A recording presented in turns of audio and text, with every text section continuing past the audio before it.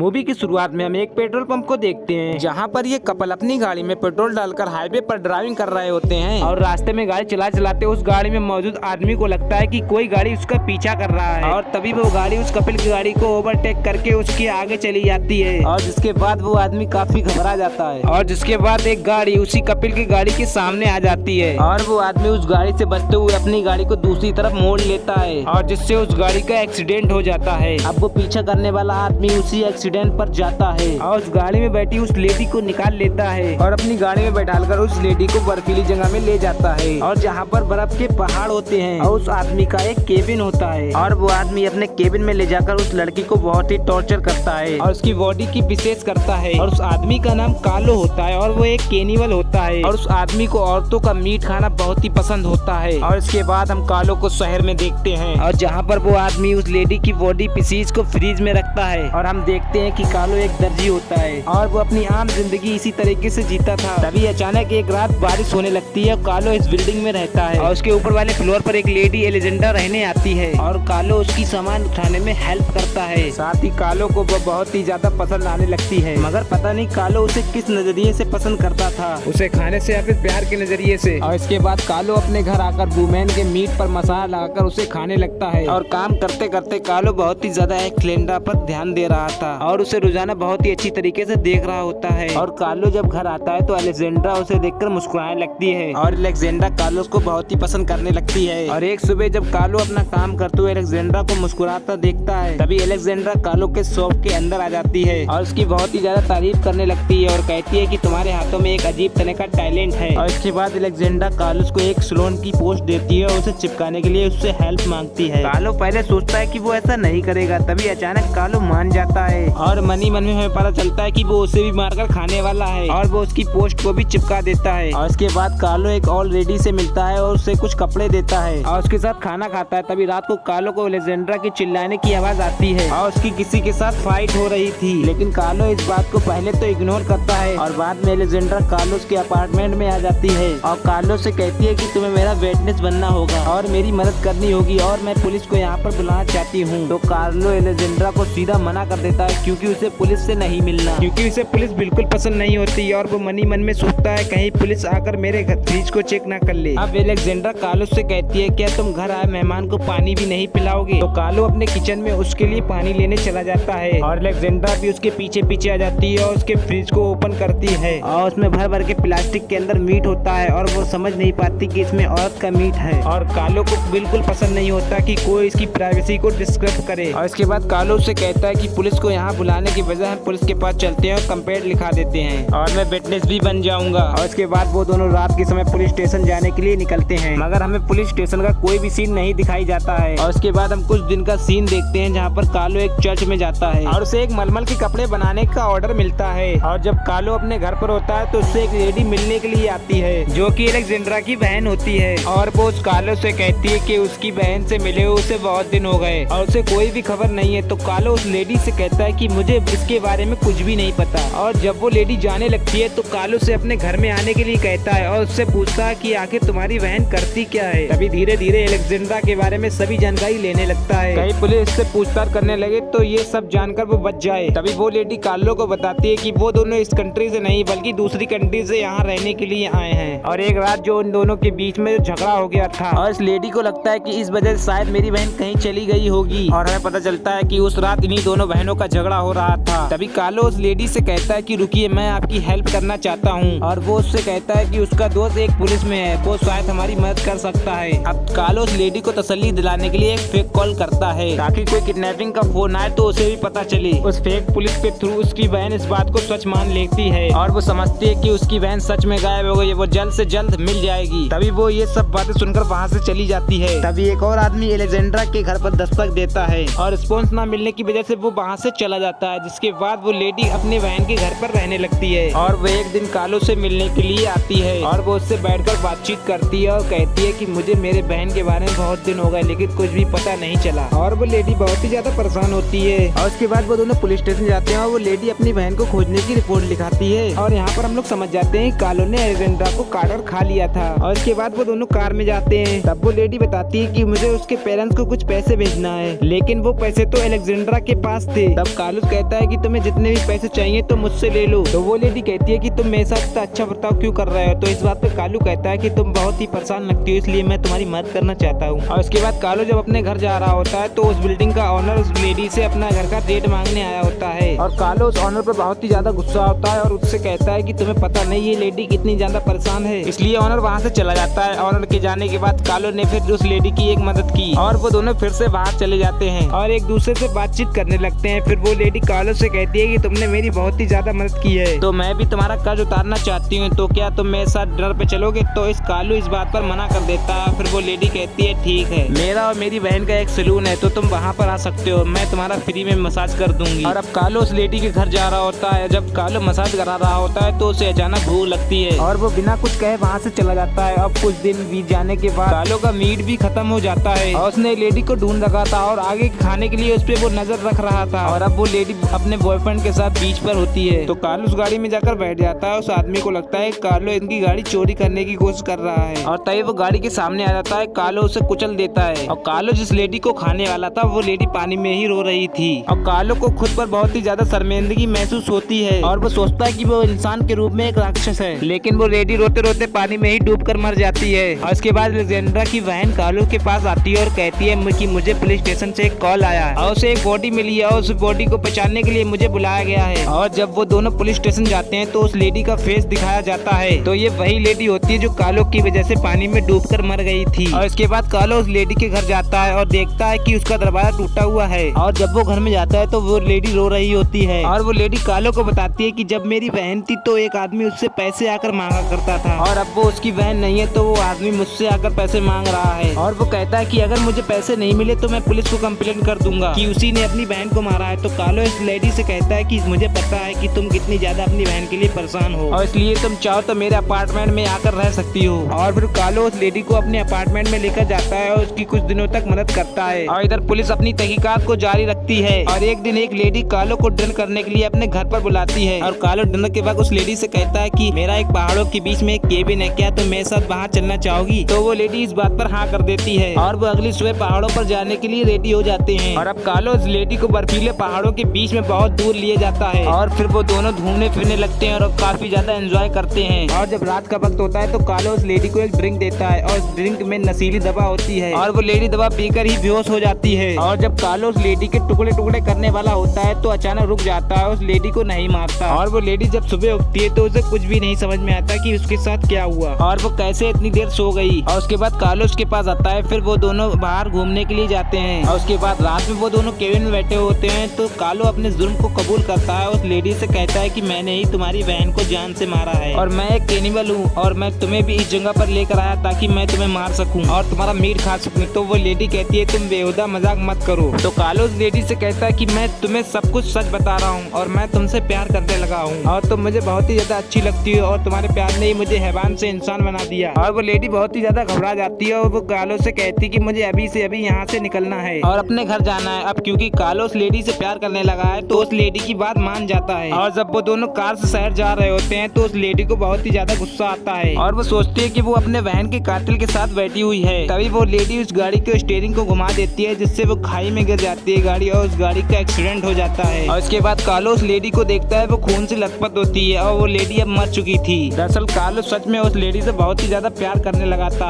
और वो उस लेडी के मरने पर बहुत ज्यादा रोता भी है। अब कालू खुद को बहुत ही ज्यादा अकेला महसूस करने लगता है। तो इसी के साथ ये मूवी यहीं पर एंड होती है। तो दोस्तों आपको ये मूवी कैसी लगी कमेंट में जरूर बताना। वीडियो को लाइक और चैनल को सब्सक्राइब जरूर कर देना।